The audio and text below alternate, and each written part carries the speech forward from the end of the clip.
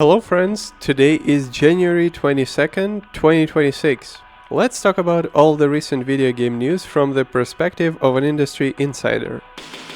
Let's start with details about Divinity. The developers recently organized a big AMA on Reddit, and it's been a blast. Among other things, we now know a little more about an upcoming game from Larian.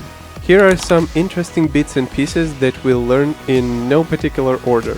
The development team grew from around 411 people at the end of Baldur's Gate 3 to around 500 strong to deliver a big cinematic RPG.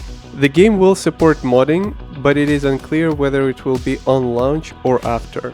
Larian confirmed that co-op will be available at launch depending on the final party size, and later it could be increased with mods.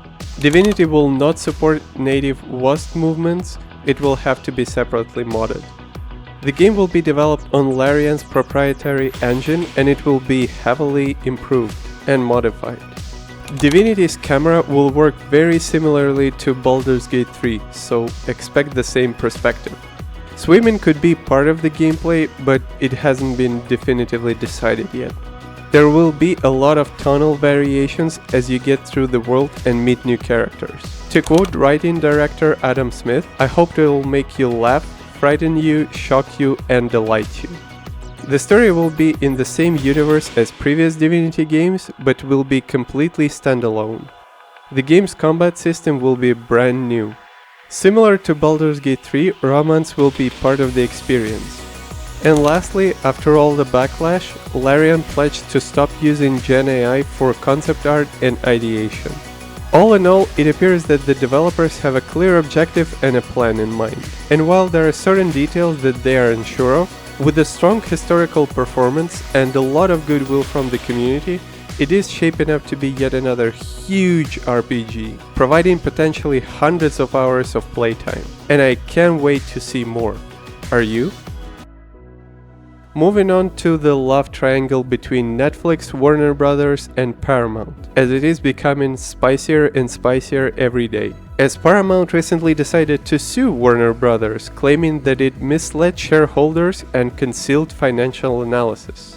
If you haven't been following the news lately, Warner Bros. Decided to side with Netflix in a takeover battle between Netflix and Paramount, and a couple of other companies. And according to Insider Gaming, the CEO of Paramount recently sent a letter to Warner Bros. Shareholders announcing the suit, alleging Warner Bros. Board failed to provide shareholders with adequate information on how it valued the Netflix transaction and compared it with Paramount's rival offer. And he insists that the Paramount offer is better, despite the fact that Warner Bros. Keeps rejecting it. All this is an elaborate way of saying that a big corporate battle is about to begin. Well, big is a relative term. Since the agreement was already signed, I think it is unlikely anything will happen at this point, as this whole suit is not blocking an acquisition. Paramount's bid hinges on shareholder sentiment and financial comparison, and Warner Bros. Board has publicly maintained Netflix's deal is superior. All in all, I think it's probably nothing more than a distraction. As long as Warner Bros. Can justify its decision, this case will most likely result in dismissal.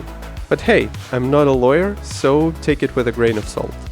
In general, do you think Warner Bros. Made the right choice by siding with Netflix? Also, quick thing, if you don't know who I am, my name is Alex, I'm a game producer and I'm here to help you get caught up on everything that's going on in the video game industry. And now let's talk about revival/comeback stories. After being shut down by Riot Games, Hypixel brought back Hytale. Not a lot of games have a history as troubled as this one. Hytale was originally announced in 2018 and built by the developers behind the Hypixel Minecraft server. According to the official description, Hytale combines the scope of a sandbox with the depth of a role-playing game, immersing players in a procedurally generated world where teetering towers and deep dungeons promise rich rewards throughout their adventures. Riot Games acquired Hypixel Studios in 2020 to finance the project, only to cancel it in 2025. And later that year, the IP was reacquired by the original founder. Now, fast forward to today, the Sandbox Games was recently released in early access. And prior to the release, the studio announced that they managed to secure the next 2 years of development costs thanks to all the pre-orders it was getting. I mean, if it's not a great comeback story, I don't know what is. With 2-year runway, this is a huge deal for a small studio like this. But this also means that now the company is obligated to deliver something extraordinary to not lose the credit of trust the community is bringing to this title. So the real test for Hytale will be how well it retains players and monetizes post-launch. By the way, have you played this one yet? If yes, let me know what you think down in the comments. Since we usually talk about upcoming games, we haven't heard a lot about the sequel to the Division series, until recently. According to IGN, executive producer of the Division franchise at Ubisoft's Massive Entertainment recently shared a small but ambitious update. He confirmed that the game is in production, that it is shaping up to be a monster of a project, and that the development team is hoping for it to make as big of an impact as the Division 1 made all those years ago. This is quite daring, as the success of Division 1 had several major factors. Among them were both innovation and market appetite for a game like this, and I'm not sure this is the case anymore. Big bold statements are great, but we haven't seen any details or evidence of that yet.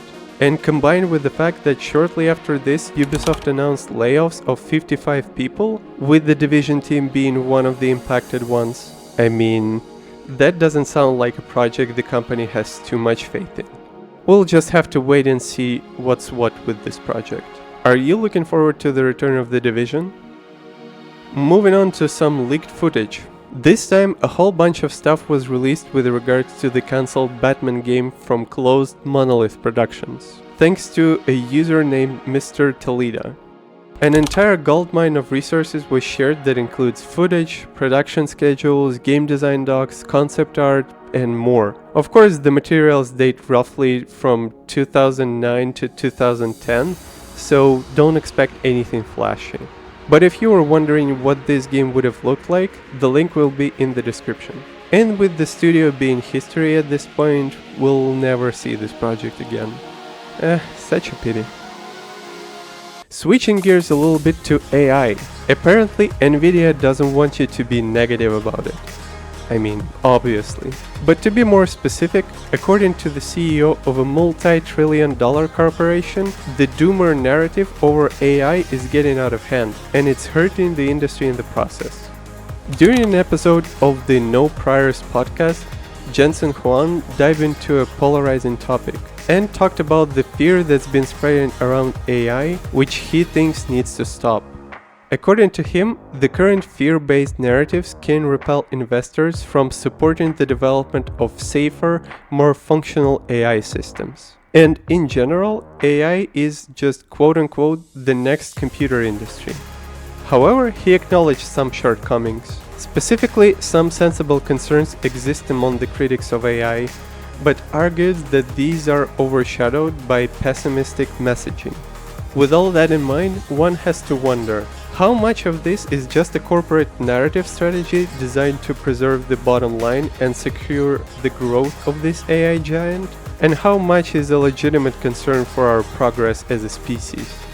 What do you think? And to wrap things up, there are new developments in a recent Rockstar layoffs case. If you missed it, Rockstar Games recently fired 31 employees over allegations that these people leaked inside information, while employees are stating that this is the way to treat them for joining the IWGB union in the United Kingdom. The latter decided to let the court decide who's right. And according to Insider Gaming, there was a decision recently. During this legal battle, the company decided to deny interim pay for the employees despite them claiming unfair dismissal. Per the court ruling, the employees failed to demonstrate their case enough. What's even more interesting is that Rockstar claimed that these employees were part of a Discord server with 25 non-Rockstar employees, including former workers, competing developers, and even video game journalists.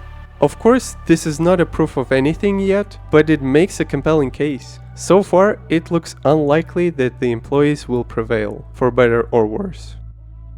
And that's all I have for you guys so far. As usual, if you want to know more, all links are in the description.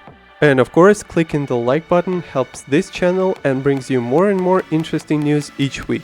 Subscribe if you are new, as I put out new videos every week. Thank you for making it this far. Have a great rest of the day, and that's Alex signing off for now. Cheers!